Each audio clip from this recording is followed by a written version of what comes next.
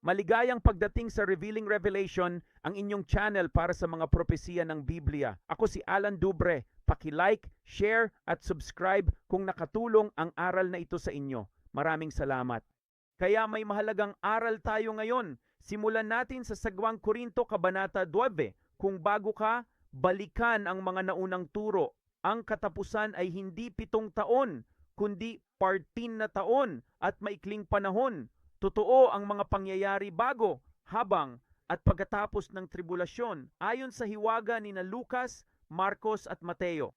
Dahil sa Mateo, nakaligtaan natin ang Marcos at Lucas. Sa huli, Lucas muna, Marcos sa gitna, at Mateo pagkatapos. Nagaganap ito sa loob ng 50 araw at 14 na taon. Bakit ko ba ito inuulit sa inyo? Dahil tandaan, ang katapusan ng mga araw ay 2 set ng 7, 7 taon ng mga tatak at 7 taon ng mga trumpeta. Sa isang panahon, isang maikling panahong nabanggit sa itaas, iyon ang nauuna. Kung nabasa mo na ang Levitico Kabanata 16, pasensya na Kabanata 23, malalaman mo na ang Levitico 23 ay nagbibigay sa atin ng 7 kapistahan ng Panginoon, tama ba? Tulad ng 7 kandelero sa isang menora. Ngunit sa Deuteronomio 16, mayroong 3 kapistahan para sa Panginoon kung saan ang mga lalaki ay hindi pinapayagang lumapit sa Panginoon nang walang dala. At ang 3 kapistahan na ito ay ang kapistahan ng tinapay na walang lebadura na siyang Paskuwa na 7 araw ang haba. Ang pangalawa ay ang kapistahan ng mga linggo, at ang kapistahan ng mga linggo ay isang pagdiriwang na tumatagal lamang ng 1 araw. At pagkatapos ay mayroon ka pang kapistahan ng mga tabernakulo na 7 araw pa. Ngayon, malamang alam mo na kung bakit ko ipinakita ito sa iyo sa loob ng 14 na taon. 7 taon ng mga tatak, 7 taon ng mga trompeta, at iyon ay dahil kinakatawan nila ang unang 7 taon ng mga tatak ay isang larawan, isang makahulang tipo ng 7 araw ng tinapay na walang lebadura. Tandaan, ang mga araw ng propesya ay maaaring maging mga taon, ang mga taon ay maaaring maging mga araw. At ang kapistahan ng mga tabernakulo ay ang 7 araw gaya ng 7 taon ng mga trompeta. At ipapakita ko sa iyo kung paano sila nasisira. Pero may mapapansin ka. Bakit nasa gitna ang kapistahan ng mga linggo? Ngunit ito ay 7 taon ng mga tatak at 7 taon ng mga trumpeta. Hindi ba dapat ito ay tinapay na walang lebadura, pagkatapos ay kapistahan ng mga linggo, at pagkatapos ay mga tabernakulo? Aba, bahagi iyan ng misteryo. Ang misteryo ay ang gitnang kapistahan. Ang kapistahan ng mga linggo ay talagang unang ipagdiriwang bago ang 7 araw ng tinapay na walang lebadura, na siyang 7 taon ng mga tatak. At papatunayan ko ito sa iyo. Ang lahat ng ito ay nagmula sa ating kapatid kay Kristo, si Enoch. Sa kabanata ng Hebreo, sa Hebreo 11, versikulo 5 at 6, sa pamamagitan ng pananampalataya, si Enoch ay inilipat upang hindi makaranas ng kamatayan. Hindi siya natagpuan dahil inilipat siya ng Diyos. Bago ito, may patutuo siyang nakalulugod sa Diyos, ngunit kung walang pananampalataya, imposibleng mapalugdan siya. Ang lumalapit sa Diyos ay dapat manampalatayang may Diyos at siya ang nagbibigay gantimpala sa mga naghahanap sa Kanya. Sino ang mga taong naghahanap sa Panginoon? Sila ang mga tao na nananatili kay Kristo. Kumusta sila yung mga sinasabi sa atin sa mga taga-Roma Kabanata 1 na puspos ng Espiritu kay Kristo? Iyon ang mga mapupunta sa pre-trib na parang isang rapture papunta sa ikatlong langit. At pupunta sila sa simula ng 50 araw sa tinatawag na nasa itaas. Sige, ngayon, paano ko ito mapapatunayan sa iyo? Bueno, makikita rin natin sa Genesis 5 na si Enoch ay inilipat ng Diyos, tama ba? Versikulo 23 hanggang 24. Nabuhay si Enoch ng 365 taon. Lumakad siyang kasama ang Diyos at nawala dahil kinuha siya ng Diyos. Bueno, kailan kinuha si Enoch? Hindi talaga sinasabi sa atin ng Biblia, pero sa bawat henerasyon, sa libu-libong taon ng mga Hudyong dumaan sa kasaysayan, alam natin kung kailan siya dinala, ha? Sinasabi nito na, bagamat hindi tahasang sinasabi sa Biblia na si Enoch ay kinuha sa kapistahan ng mga linggo, pinaniniwalaan ng tradisyong Hudyo na siya ay ipinanganak at kinuha ng Diyos. Isinalin noong araw ng pala. Maaari kang magbasa ng mga artikulo, isang artikulo, at website ng sunod-sunod na nagpapakita ng lahat ng ito at nagpapakita ng kasaysayan ng pagpapasa-pasa nito. Na si Enoch ay kinuha sa kapistahan ng mga linggo at sinasabi nito na ang tradisyong ito ay nagmumungkahi na ang pag-alis kay Enoch ay nagbigay daan sa pagdagit sa simbahan. Makikita mo si Enoch at maraming tao ang nagturo tungkol dito sa paglipas ng mga taon na si Enoch ay isang propetikong larawan ng pinakaunang taong nawala na isinalin ng Diyos. Hindi nakakita ng kamatayan. Katulad ng nobya ni Kristo bago ang panahon ng kapighatian. Pero ang ibig kong sabihin ayos lang.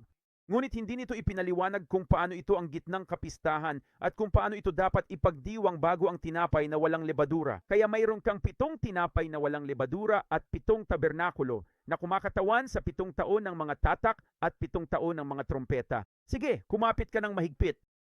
Dahil ibinigay sa atin ang hiwagang ito sa Juan Kabanata 4 na malamang pinag-iisipan ng mabuti ng mga apostol at mga disipulo. Sa katunayan, kung babasahin mo ang Juan Kabanata 4 at pupunta ka sa Genesis, mababasa mo ito tungkol kay Rebecca, di ba? Isang babae sa tabi ng balon. Mababasa mo ito kasama sina Jacob, Leah at Raquel. Alam mo na habang nasa balon at pagkatapos ay naglilingkod sa loob ng isang yugto ng panahon. Ito rin ang kwentong may larawan na ibinibigay sa atin sa Juan Kabanata 4. Ngunit pakinggan ang hindi kapani-paniwalang misteryong ito na tiyak na nagpabaliw sa mga apostol at mga disipulo. Bakit? Dahil para iyon sa propesya. Ito ay pre sa panahon ng kawakasan.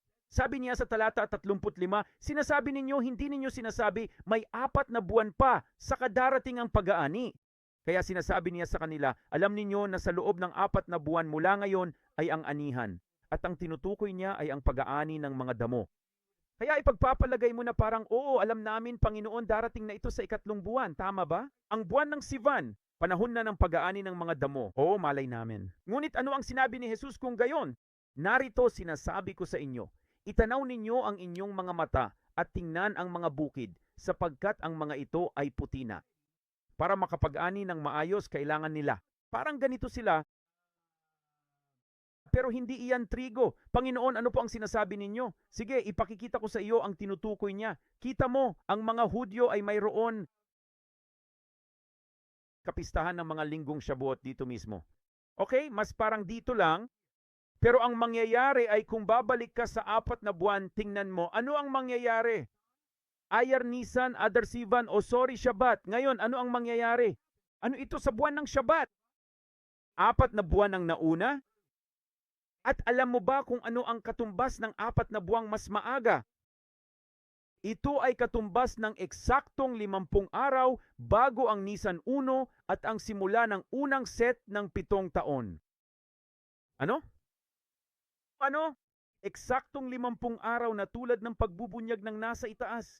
50 araw bago ang 14 na taon. Ibinigay niya sa atin ang misteryong ito na 4 na buwan ng mas maaga ay magbibigay sa atin ng katumbas ng 50 araw na dumating bago iyon. Pero alam mo ba kung ano pa ang sinabi niya sa atin? Alam mo ba kung ano ang literal niyang sinabi sa kanila?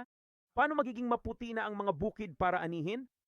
Sinasabi niya sa kanila dahil panahon noon ng bagong taon ng mga puno, nakatingin sila sa mga bukid at sa mga bulaklak ng almendras na siyang unang punong namumulaklak bilang hudyat na malapit na ang tagsibol. Namumulaklak na ang mga bulaklak ng mga puno ng almendras at nagsisimula ng malagas ang mga ito sa lupa. At kapag ginawa nila iyon, ang lupa ay nagiging puti at natatakpan.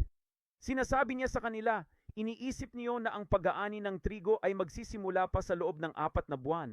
Ngunit sinasabi ko sa inyo, tingnan mo ngayon, handa na ang anihan. At alam mo ba kung bakit? Dahil ang mga almendras ay kumakatawan sa mga nagmamasid, sa mga nananalangin, sa mga masigasig na naghahanap at nagsasaliksik. Panahon ito ng bulaklak ng almendras at ng puting bulaklak na nalilikha kapag nalalagas ang mga ito sa lupa. Talagang hindi ka paniwala kapag naiintindihan mo. Kaya ano ang nakikita natin dito? Nakikita mo talaga yan. Ang gitnang kapistahan ay ipinagdiriwang sa unang posisyon bago ang unang kapistahan na nasa pangalawang posisyon na siyang 7 taon bilang mga araw ng mga tatak. At pagkatapos ay ang ikatlong kapistahan na nananatiling pangatlo na siyang 7 araw bilang 7 taon ng mga paghatol ng trompeta. Parang podium lang, di ba? Kapag nakikita natin ng plataforma, bakit hindi na lang lahat pumunta sa unang pwesto, pangalawa, pangatlong pwesto? Bakit nasa gitna ang una? Pareho lang ito ng larawang nakikita natin. Ito ay kapistahan ng mga linggo muna, pagkatapos ay 7 araw ng tinapay na walang lebadura at 7 araw ng tabernakulo. Kita mo, unang posisyon, 7 taon ng mga tatak, 7 taon ng mga trumpeta. Hayaan mong patunayan ko ito sa iyo ngayon sa mga huling araw. Kita mo sa katapusan ng ika-6 na taon ng mga tatak na siyang katapusan ng ika-6 na tatak. Ang Panginoon ay dumarating sa paraang ikinababalisa ng mundo. Sinasabi sa Apokalipsis 6:16, "Mahulog kayo sa amin, mga bundok at bato, at itago kami mula sa mukha niya na nakaupo sa trono at mula sa puot ng kordero, dahil dumating na ang dakilang araw ng kanyang puot, at sino ang makatatayo?" Ito siya na darating sa pagtatapos ng ika-6 na taon ng seals. And pagkatapos ano ang mangyayari? Pagkatapos, mayroon kang larawan nito dito sa Marcos Kabanata 13. Sa pagdating ng anak ng tao, nasaan ito? Sa Marcos Kabanata 16 sa bersikulo, pasensya na, sa Marcos Kabanata 13 bersikulo 26, nakikita natin ang tanda ng pagdating ng anak ng tao sa mga ulap at nangangahulugan ito na nasa mga ulap at kailan siya darating? Sa araw at oras na walang nakakaalam. Kung naiintindihan mo kung paano ito mangyayari, narito ang 6 na taon mo ng pagiging seal. Sa araw at oras na walang nakakaalam, sa kapistahan ng mga trumpeta, naroon ang ika-7 tatak. Ano na ang mangyayari ngayon sa ika-7 tatak? Panoorin ito. Pahayag Kabanata 7. Ito ay isang napakalaking karamihan na hindi mabilang ng sinuman. Alam mo ba kung bakit? Dahil sa Deuteronomio 16, ang kapistahan ng tinapay na walang lebadura, na isang 7 araw na kapistahan na tinatawag na tinapay ng paghihirap, ay hindi lamang isang 7 araw na diretsyo. 6 na araw talaga. Kakain ka ng tinapay na walang lebadura at sa ika-7 araw ay magkakaroon ka ng isang banal na pagtitipon. Kaya 6 na araw at ang ika-7 ay isang taimtim na kapulungan. Sa huli, 6 na taon ito ng mga seal. At pagkatapos sa ika-7 taon ay ang kapitapitagang kapulungan, ang dakilang karamihan ng kalagitnaan ng tribo. Nakikita mo kung paano iyon gumagana. Alam mo ba na hindi ganun ang nangyayari sa tabernacles? Panoorin ito. Kahit sa katapusan ng mga araw, meron tayong 7 taon ng mga paghuhukom ng trumpeta na nagsisimula sa Apokalipsis 8. At nagtatapos ang mga ito sa Pahayag 11, bersikulo 15. Sabi nito, "At humihip ang ika-7 anghel, at may malalakas na tinig sa langit na nagsasabi, ang kaharian ng sanglibutang ito ay naging sa ating Panginoon at sa kaniyang Kristo, at siya'y maghahari magpakailanman. Ngunit ngayon din ang panahon ng kaniyang puot ng Diyos na makapangyarihan sa lahat, na siyang pagyapak sa mga ubas." Kita mo, sa Mateo 24, ito ang panahon kung kailan darating ang Panginoon dito sa talata 30. Ito ang tanda ng anak ng tao na dumarating na nasa mga ulap, ngunit hindi pa ito ang tanda.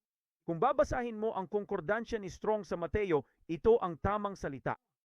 Ito lang ang naka-on dahil ito siya napaparating sakay ng mga ulap kapag paparating na siya, kasabay ng tunog ng isang malakas na trumpeta, na siyang pangwakas na trumpeta, ang ika-7 trumpeta. At siya ay darating din sa araw at oras na iyon. Walang nakakaalam. Kaya ano ang mangyayari?